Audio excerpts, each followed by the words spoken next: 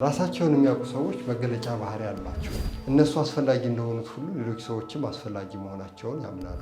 የተሻለ ራሳችንን ማወቅ ስለምን ይጠቅመናል? ሌሎች ሰዎች እኛን እንዴት ያዩናል? እኛ ራሳችንን እንዴት እናየዋለን? ራሳቸውን የሚያውቁ ሰዎች የባከን አይሆኑም። እኔ አንድ አጎት ነበረኝ።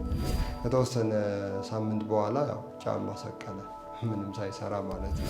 የሆነ ሰው በሆነ ጉዳይ ላይ ታዋቂ ሲሆን አሁንም ያንን የመሞከር ነገር፣ የሌሎችን አስተያየት እንዳለ ማዋጥም አያስፈልግም።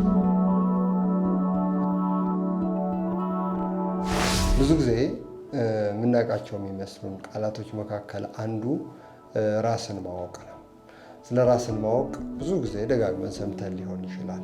በራስን ማወቅ ውስጥ ብዙ ክህሎቶች አሉ። ራስን ማወቅ የምንለው ከአስፈላጊ ከሆኑ የህይወት ክህሎቶች መካከል አንዱ ነው። ምን ያህል ራሳችንን እናውቀዋለን? ምን ያህል ራሳችንን እንገነዘበዋለን? የተሻለ ራሳችንን ማወቅ ስለምን ይጠቅመናል? የሚሉ ጥያቄዎችን ለእነዚህ ምላሽ ማግኘት አስፈላጊ ነው። ራስን ማወቅ እኔ ማን ነኝ? ምን አቅም አለኝ? ጉድለቴ ምን ጋር ነው?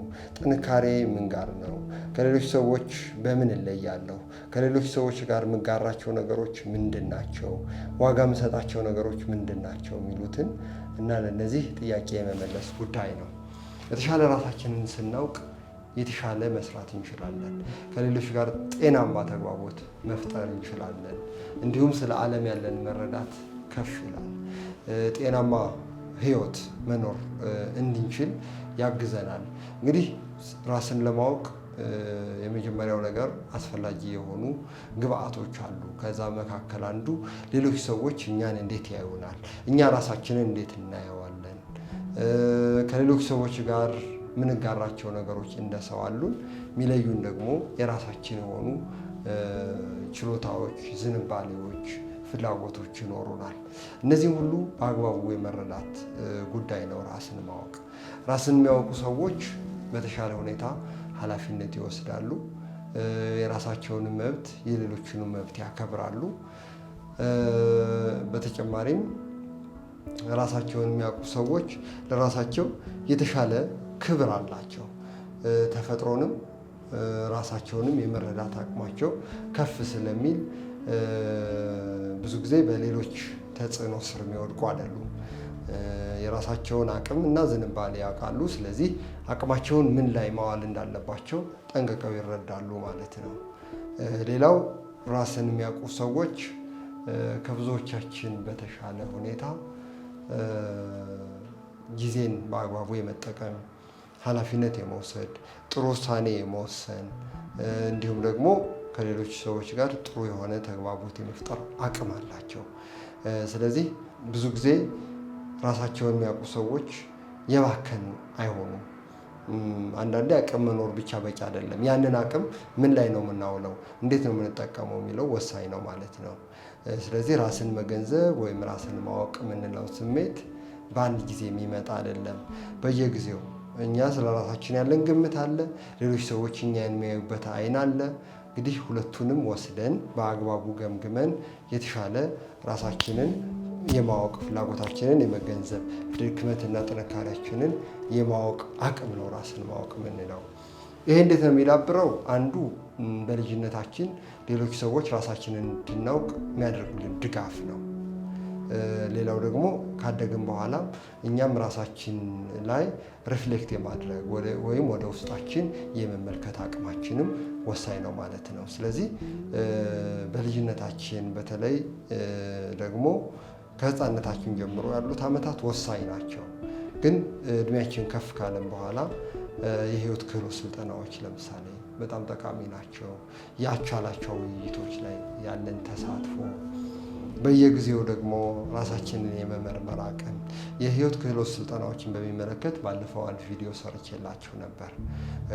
ወላጆች ለልጆቻቸው ከሚሰጧቸው ውድ ስጦታዎች መካከል የህይወት ክህሎት ስልጠናዎችን በአግባቡ እንዲወስዱ ማገዝ፣ እነሱ የሚችሏቸውን እነሱ መስጠት።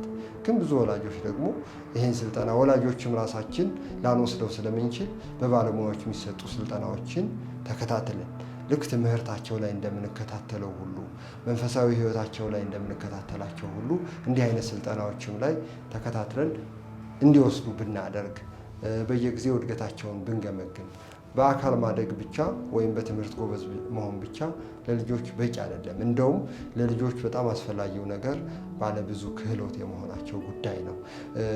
ከነዛ ክህሎቶች መካከል ደግሞ አንዱ ራስን የማወቅ ክህሎት ነው። በእርግጥ እኛ ትልልቆቹም እድሜያችን ከጉርምስና ያለፈውም ምን ያክል ራሳችንን እናውቀዋለን? ዝንባሌዎቻችንን ምን ያክል እንረዳቸዋለን? እኔ አንድ አጎት ነበረኝና ኢትዮጵያ በደቡብ አፍሪካ በነበረው የአፍሪካ ዋንጫ ጥሩ ጨዋታ ታስታውሳላችሁ? ጥሩ ጨዋታዎችን ማሳየት ይችለን ነበር እና ያን ጊዜ እሱ በ30 ምናምን ዓመቱ በ36 ዓመቱ ይመስለኛል ታች ተገዝቶ እግር ኳስ ተጫዋች ፕሮፌሽናል እግር ኳስ ተጫዋች ስለመሆን ያስብ ነበር። ግን ያ ፍላጎት ብዙ አብሮት አልቆየም። ከተወሰነ ሳምንት በኋላ ያው ጫማ ሰቀለ፣ ምንም ሳይሰራ ማለት ነው። ይሄ እንግዲህ ያ ሰው የቅርብ ቤተሰቤ ነው።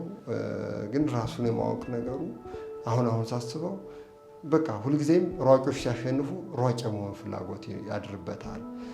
የሆነ ሰው በሆነ ጉዳይ ላይ ታዋቂ ሲሆን አሁንም ያንን የመሞከር ነገር መሞከሩ ባልከፋ ግን የራሴ የሚለው ነገር ስለሌለው ሁልጊዜም ሌሎች ጥሩ ነው ያሉትን የመከተል ግዴታ ውስጥ ይገባል ማለት ነው።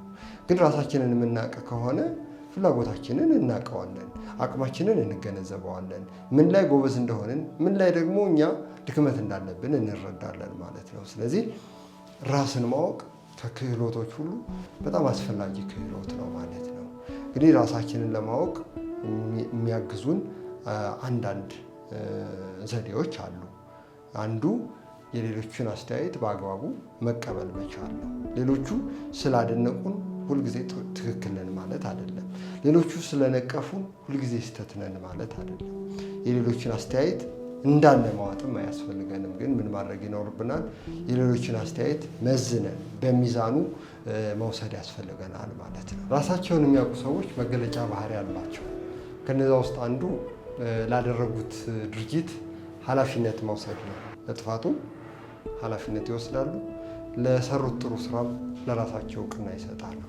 ሌላው እነሱ አስፈላጊ እንደሆኑት ሁሉ ሌሎች ሰዎችም አስፈላጊ መሆናቸውን ያምናሉ። የግለሰብን ልዩነት ያከብራሉ።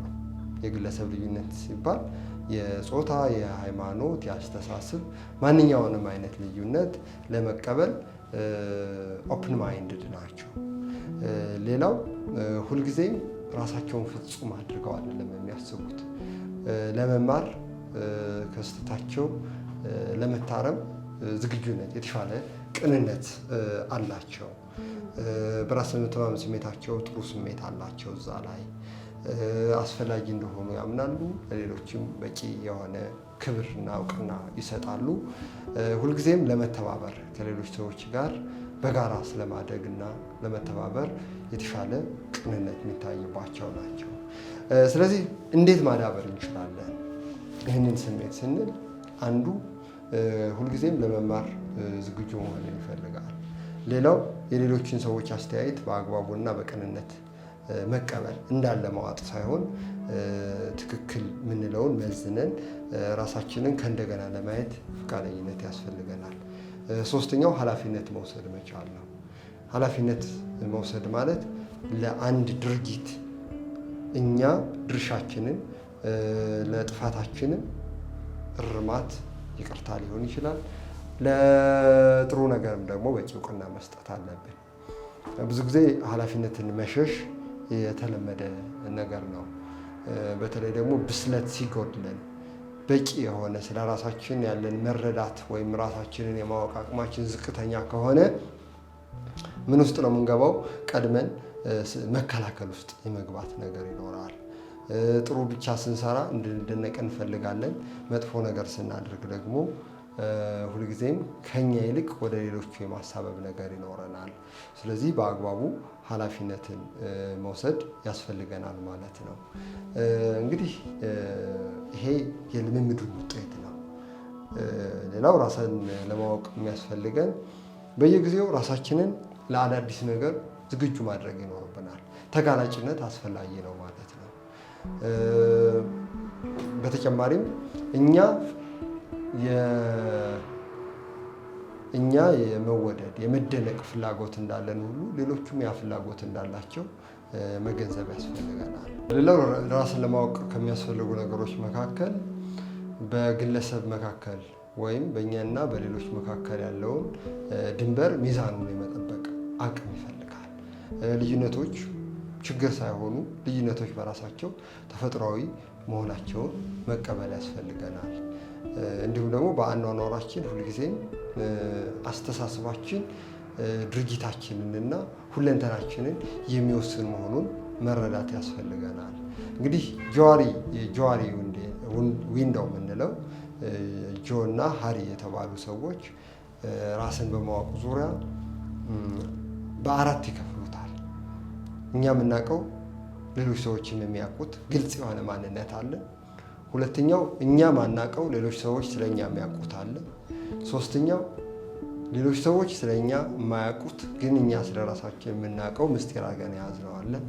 አራተኛው ደግሞ እኛም ስለራሳችን የማናውቀው ግን ሌሎችም ስለራሳችን የማያውቁት በሆነ ሁኔታ በጣም ስናዝን፣ በጣም ስንከፋ ወይም በአልኮል ግፊት ሊወጣ የሚችል ድብቁ ማንነት አለን ማለት ነው። ስለዚህ ራሳችንን ለማወቅ በየጊዜው ጥረት ይፈልጋል።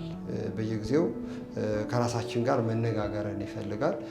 ያንን ደግሞ ራሳችንን በሌላ መንገድ እንደ መስታወት ነው የሚያገለግሉን ደግሞ የሌሎችን ሰዎች አስተያየትም በአግባቡ መውሰድ ያስፈልጋል። እንግዲህ ከዚህ ጋር በተገናኘ ስልጠናዎች አሉ። የሚሰጡ ስልጠናዎች በዋናነት ራሳችንን የተሻለ እንድንረዳ የሚያግዙ ናቸው። የህይወት ክህሎት ስልጠናዎች አሁን አንዳንድ ተቋማት ዩኒቨርሲቲዎችን ጨምሮ የመስጠት ልምዱ ጥሩ እየሆነ መጥቷል።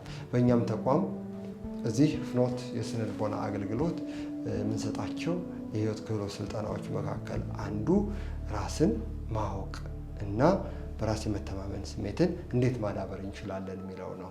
እድሜያቸው ብዙ ጊዜ ከ7 እስከ 15 ዓመት ላሉ ልጆች ቢሰጥ ውጤታማነቱ ከፍ ይላል ማለት ነው። በዚህ እድሜ ክልል ያሉ ልጆች ያላችሁ ወላጆች ሀያት አካባቢ የሚገኘው ፍኖት የስነ ልቦና ማዕከል የሚያዘጋጃቸው ብቁ በሆኑ ባለሙያዎቹ የሚሰጣቸው የክረምት ስልጠናዎች አሉ። ምዝገባዎችን ጀምረናል። ስልክ ቁጥር ቢያስፈልጋችሁ 0992 19 19 12 ልትደውሉልን ትችላላችሁ። አመሰግናለሁ።